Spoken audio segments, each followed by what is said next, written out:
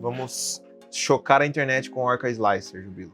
O cachecol veio para acabar com a costura na impressão 3D. Eu sei que tá parecendo um papo de maluco, mas se acalma que nesse vídeo eu vou te explicar. Sejam muito bem-vindos a mais um vídeo aqui. Se você não me conhece, o meu nome é Hugo Lopes. Falo sobre impressão 3D diariamente nas redes sociais com o codinome Hugo Lopes 3D. Hoje nós estamos aqui para falar da atualização que ainda está em versão beta do software fatiador Orca Slicer. Se você já conhece o Cura, o Prusa, saiba que o Orca é também um fatiador como todos estes. As únicas diferenças, eu diria, é que ele é um software open source, mas este desenvolvido pela comunidade no GitHub. O principal desenvolvedor do Orca é o Softfever, ou pelo menos esse é o seu nome de usuário. O Orca Slicer ele é baseado no Bambu Studio, que é o fatiador específico para as impressoras da Bambu.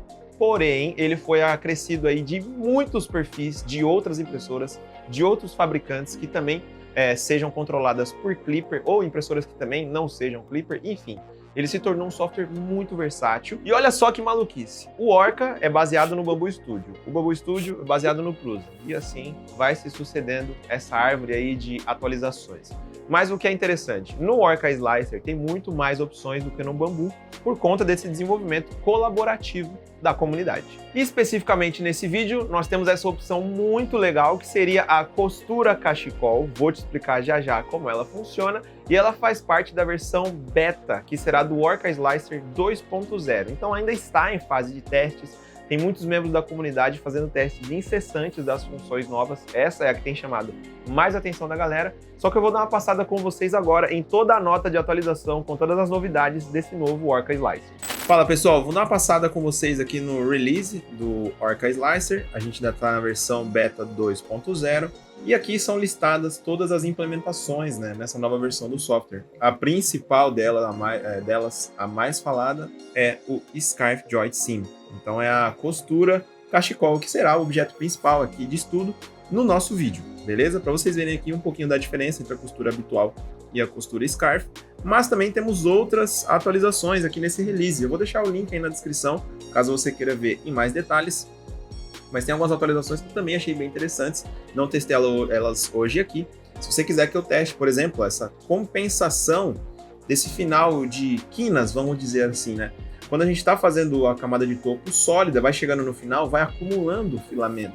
E aí o Orca Slicer agora vai ter essa compensação para melhorar esse fluxo nessas regiões. Então se você quiser que a gente faça um vídeo testando isso aqui, a compensação, deixa nos comentários aí pra gente, tá?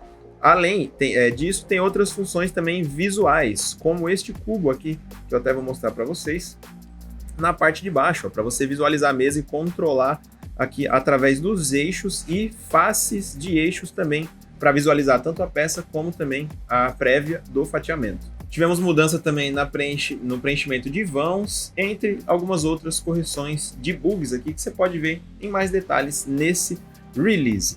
Para você fazer o download dessa versão beta, você pode descer aqui até o final deste lançamento. Pode ver que o release anterior é o 1.9, então esse aqui é o final do 2.0.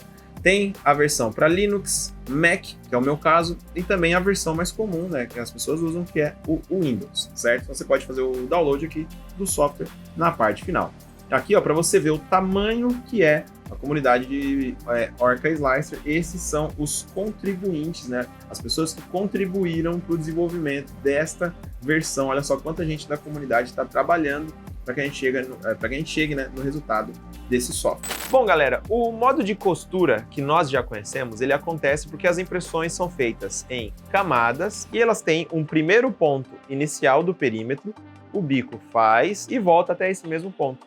E essa marca de início e final, onde o perímetro se junta, é onde ficam as costuras nas nossas impressões. No modo cachecol, isso mudou da seguinte forma.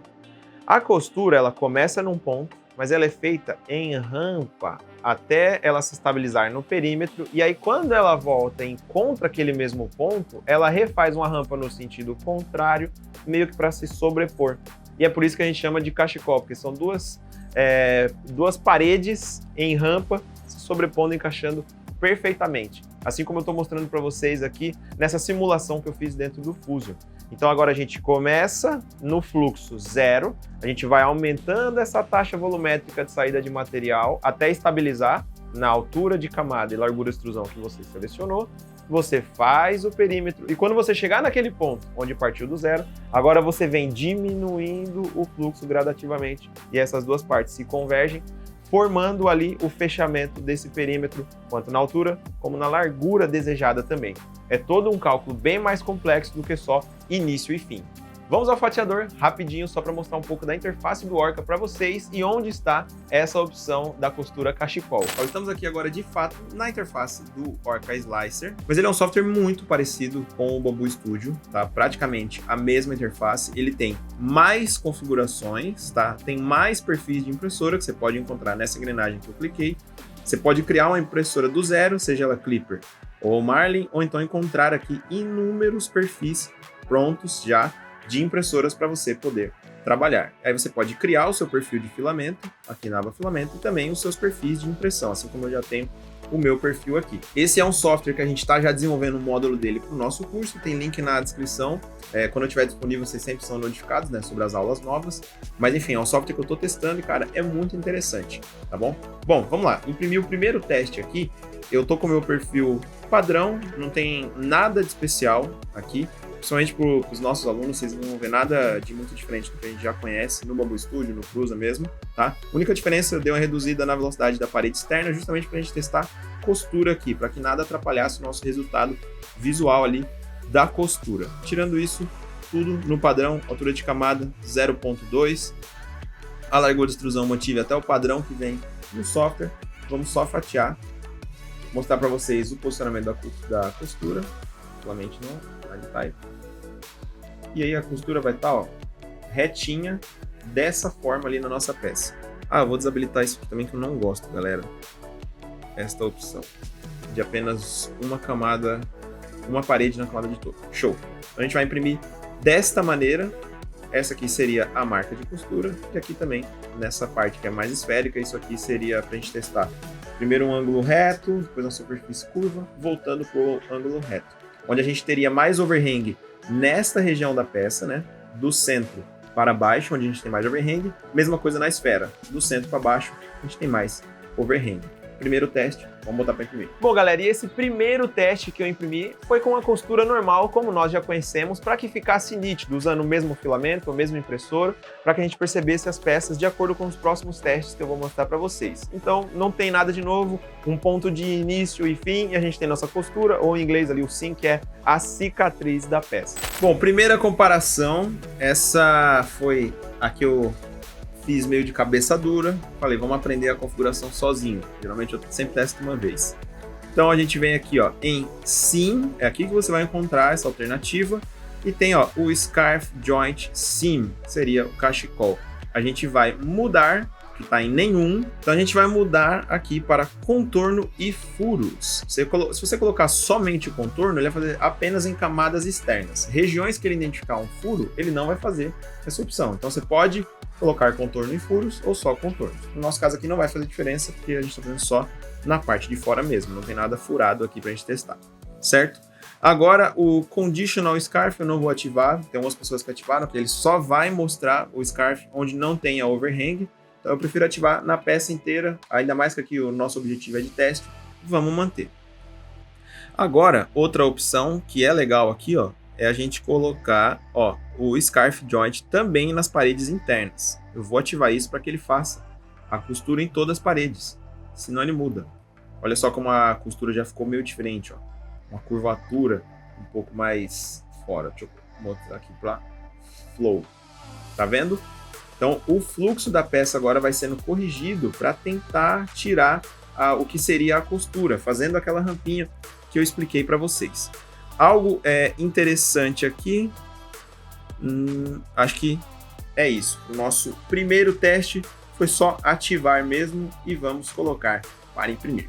Bom, galera, e o segundo teste que eu fiz por conta própria, ativei a configuração, tentei de alguma forma entender como ela funciona, assim como todo mundo quando pega algo novo, sem ler o manual e vai tentar fazer os seus testes. No meu caso, ainda ficou bem aparente ali a costura nesse teste número 2, onde eu só ativei as opções que eu mostrei para vocês ali no fatiador, mas como você pode ver, na cicatriz da peça ainda estava um pouco aparente, tanto o início ali da questão do fluxo, como também onde ele finalizava esse ajuste, né, a rampa ali do cachecol. Então não ficou o melhor resultado. Foi então que eu decidi conferir o guia que a comunidade postou no Printables sobre a sequência de testes e todas as configurações indicadas. Tem um artigo completo explicando todo o processo que eles tiveram até chegar nessa configuração para ela ser desenvolvida. Depois de desenvolvida, também um guia completo com todos os valores que a gente deve usar para ter os melhores resultados. Então depois que eu vi todas aquelas mudanças, percebi que tinha alguns ajustes para que eu pudesse fazer na minha configuração, como por exemplo, a largura de extrusão aumentada, o 0.6, que é o que eles deixaram como padrão nos testes deles, teoricamente deveria deixar um resultado melhor ali ao esconder a costura. E também eles recomendaram usar camadas, alturas de camada maiores. Não foi meu caso, eu mantive no 0.2, foi minha única teimosia, prometo, mas todas as outras recomendações eu segui. Foi aumentar a largura de extrusão e também reduzir a velocidade na parede externa, mas vou mostrar para vocês no fatiador esses ajustes em detalhe. Bom, pessoal, quais são as principais alterações depois de ter visto aquele guia, né? Primeira delas, a velocidade na parede externa que eles recomendam é de em torno ali 75 mm por segundo. Eu vou colocar 70, beleza, deixar mais arredondadinho ali.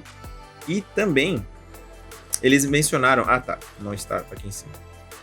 Largura de extrusão externa, 0.6, além de maiores alturas de camada. Eu não vou mudar a altura de camada, apenas a largura de extrusão. Isso aqui deveria ser o padrão, né, do bico 0.4. Depois eu posso fazer novos testes, talvez mudando o bico aí. Mas, por enquanto, vamos manter apenas essas mudanças aqui como as principais. Fechou? Vamos já fatiar esse cara e vamos colocar para imprimir. Esse terceiro teste, muito mais satisfatório, ele teve nas regiões centrais ali na altura do nosso corpo de prova, a costura muito melhor escondida. Porém, nas regiões onde a gente tem overhang, ou seja, mais inclinação em relação à mesa, ela ficou mais aparente. E isso já estava no artigo dos desenvolvedores do Orca, eles tinham explicado que o overhang eles ainda não conseguiram resolver, mas nas regiões em que a gente está subindo as camadas de forma reta, totalmente vertical, ou então protegidas pelo preenchimento, a gente vê um melhor resultado. Quando temos overhang, aí a costura não funciona tão bem no modo cachecol. Então na nossa, vocês podem perceber que isso aconteceu. A partir da região central ficou muito melhor a aparência, aí até o topo da peça. Na parte que estava mais próximo da mesa, na base ali onde tinha um overhang, não ficou tão legal assim. Tem mais um teste que ainda eu tava com aquela pulguinha atrás da orelha, porque eu vi nas configurações recomendadas que eles deixaram 10% de gap, um vão ali entre o início e o final da costura tradicional que a gente conhece. E eles mantiveram isso no cachecol. Só que eu achei que isso podia prejudicar, né? Já a gente estava partindo de um ponto com aquela atualização de fluxo, e aí depois você tinha esse gap, esse vãozinho de 10%, e na minha cabeça fazia muito mais sentido que o cachecol ficasse exatamente no mesmo ponto. E então o meu teste foi tirar esse vão para ver se melhorava. Vai, pessoal, aqui é um teste chorinho, para não falar que eu não testei nada de teimoso. Mas enfim, cara, esse gap aqui de costura eu não gosto, velho. Olha isso. Essa aqui é a opção. A gente deixa uma distância mínima, talvez na costura tradicional isso aqui melhore ali para não acumular material naquele ponto. Mas nesse caso do cachecol, como a gente quer o preenchimento e tem essa taxa de fluxo ali alterando o tempo todo, cara, eu não confio nisso. Então, vou colocar como 0 nessa opção, vamos testar mais uma vez. Fatiar aqui e vamos mudar para imprimir. Como vocês podem perceber agora nesse último resultado, a melhora foi muito leve. Eu diria que quase que imperceptível. Tô querendo ainda dar uma ênfase para essa desconfiança que eu tinha. Mas se você olhar na base, na região mais próxima das duas peças com a mesa, a gente teve sim uma leve melhora ali na região do overhang, tirando o vão. Então eu vou manter os meus próximos testes dessa forma. Depois vocês comentem aí se vocês acharam que fez diferença mesmo ou se eu tô viajando, tá? Comenta aí sua opinião sincera. E galera, vale muito a pena destacar para vocês que é o seguinte, essa é a primeira vez que essa configuração está sendo testada pela comunidade. Tanto que tem muita gente se dedicando para fazer com que essa atualização do Orca saia com o maior número de provas, de dados do possível. Então pode ser que essa não seja a solução definitiva para acabar com as costuras na impressão 3D. Mas o mais legal, não só desse vídeo, mas dessa iniciativa da comunidade, é que pode ter sido o primeiro passo para que a gente chegue lá. Então talvez nós estamos vendo a primeira atualização que vai entrar para a história como o primeiro passo para tirarmos as costuras da impressão 3D, que era um problema que, em tese, não tinha solução. A gente precisava esconder as costuras, não tinha como eliminá-las. Então talvez nós estejamos partindo aí para um primeiro passo, para algo muito relevante na impressão 3D. Vou passar agora algumas recomendações finais antes que você faça os seus testes, tá? Não torne jamais um fatiador que está na sua versão beta como o seu fatiador definitivo, principalmente se você trabalha com impressão 3D. Então se você usa o Cura, se você usa o Prusa, qualquer fatiador que já é o seu de trabalho, continue usando ele. Quando você baixar uma versão beta, como essa que eu estou usando no vídeo, ela vai ser sua versão de teste, para conhecer uma configuração nova ou para conhecer um novo fatiador. Então cuidado com isso, porque geralmente o beta já é mesmo para descobrir bugs e imperfeições. É para isso que são feitas essas atualizações com beta testers. Dito isso, estes foram os meus testes com a nova versão de costura cachecol ou Scarf C. E eu queria dizer para vocês que vou continuar sim testando essa configuração para ver se eu consigo melhorar ainda mais esses resultados, que já são bem relevantes na minha opinião. E com certeza vou continuar usando o Orca Slicer. É um software que está chamando muita atenção cada vez de mais membros da comunidade e logo teremos um módulo dele no nosso curso. Então se você quiser aprender tudo sobre impressão 3D, inclusive todas as configurações de softwares fatiadores como o Prusa Slicer, Bambu Studio e muito em breve o Orca Slicer também, já confere o link que está aqui na nossa descrição e seja bem-vindo aí à STL Academy com o método Impressão Sem Medo. E se você quiser continuar acompanhando o que a gente tem feito no nosso trabalho nas redes sociais, acompanhar os bastidores aqui do nosso canal Hugo Lopes 3D no Instagram, no TikTok e quem sabe em outras redes que surgirem futuramente, é só você nos acompanhar por aí. No mais, te vejo no próximo vídeo. Boas impressões, valeu!